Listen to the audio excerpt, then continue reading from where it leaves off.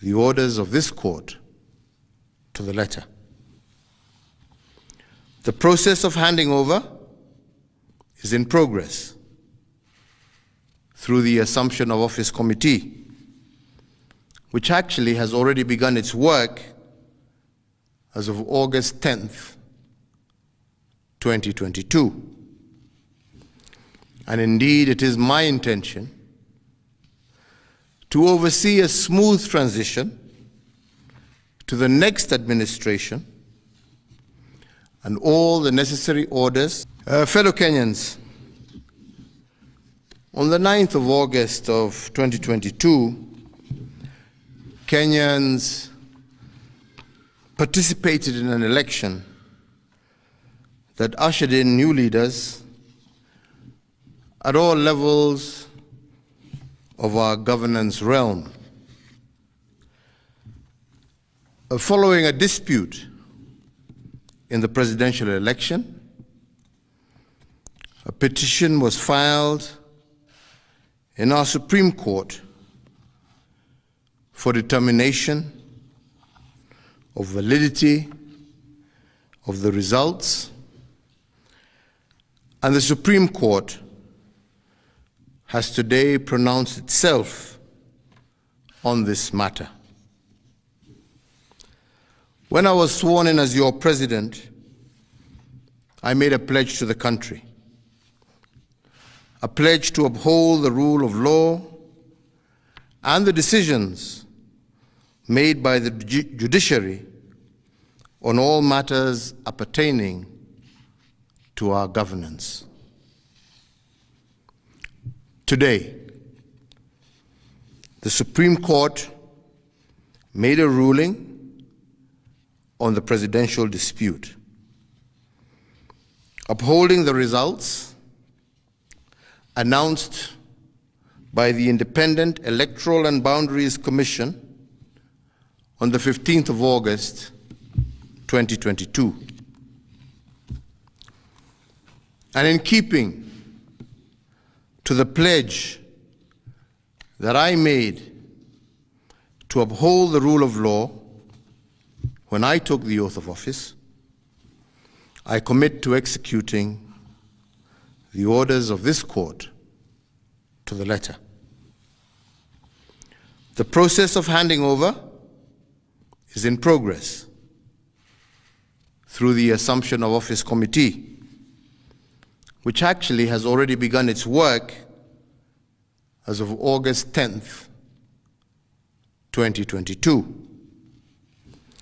And indeed, it is my intention to oversee a smooth transition to the next administration, and all the necessary orders to facilitate this process have already been issued. And because democracy is a work in progress, I urge the country to respect the institutions that midwife our new leaders.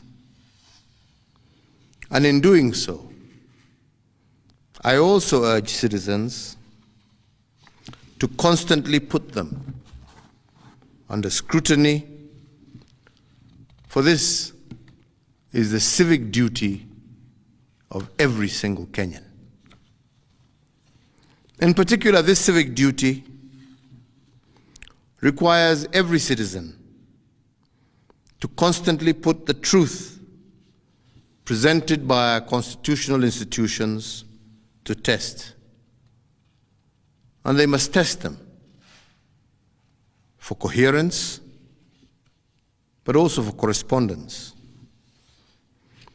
They must constantly scrutinize the coherence of the truth given by these institutions, and to ask themselves whether the truth has been coherent from one election to another.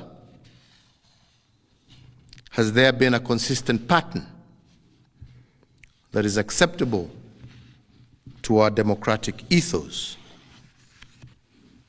we must ask ourselves, is it about numbers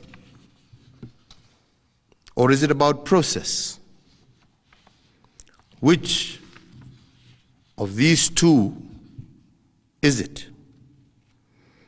And can our institutions rule one way in one election and another way in another election without scrutiny? I do invite you, Kenyans, to keep vigil and indeed to hold all institutions to account. The second thing we must place under scrutiny is whether the truth given by institutions has correspondence. That is, do the truths given by our institutions correspond with what is observable by the citizen? True beliefs and true judgments must correspond to the actual state of affairs. But do our constitutional institutions meet this threshold? While we must appreciate these institutions, we must also hold them to account at every juncture. And their truth has to be consistent and coherent. This is the only way we will build our democracy. I want to take this opportunity to thank every single Kenyan for holding a peaceful election. And for this, I want to thank God, and I want to thank our political parties, but I also want to thank every single individual Kenyan for bringing us thus far. I want to wish well all who have won as they guide our country into the future. And I thank you all for the opportunity to serve, and I say, may God bless you all, and may God bless this great Republic of Kenya. Asante.